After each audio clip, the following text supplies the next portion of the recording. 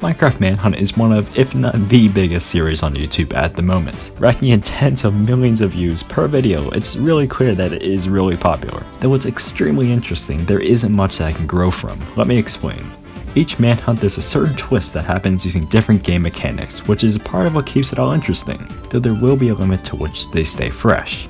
Dream and his friends had came up with different ways to keep the general idea of Manhunt but in different forms, such as assassins, random items, and hitmen. But to keep his biggest hit Manhunt alive for years to come, I decided it would be pretty fun to come up with some trap ideas or strategies that Dream could possibly use in a given situation.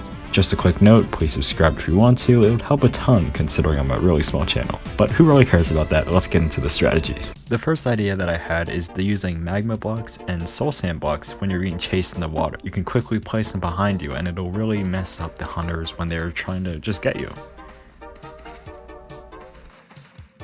If he places down soul sand, they'll get shot up by the bubble columns, but if it's magma blocks, they'll be sucked down, which is honestly a lot more annoying. Another idea I had is using an ender pearl stasis chamber. So throw an ender pearl in this simple redstone configuration, and when it turns nighttime, or daytime if you set it that way, you'll be teleported right over as long as you're in the chunks, which is extremely useful for getting away.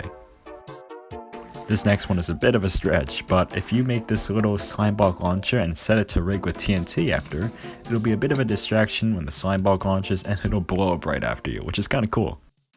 I've also thought that using walls instead of blocks would be really useful in a manhunt since you can't jump over them and they're just really annoying to get around, so that's another idea. Using a powdered snow bucket, you can do MLGs just like a water bucket but in the nether, which is a bit more hard to obtain, but it's really worth it.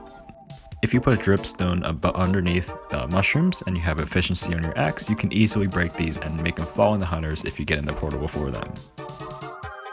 If he's in a bit of a tight situation, you can use a bunch of doors and just spin them all around the cave, and you can put a door on the side of a cave like shown here, and you can just dig through and it'll be really hard for them to find them since they have to open all these doors and it'd be kind of hard to find instead of just mounting into a wall and it's easily found.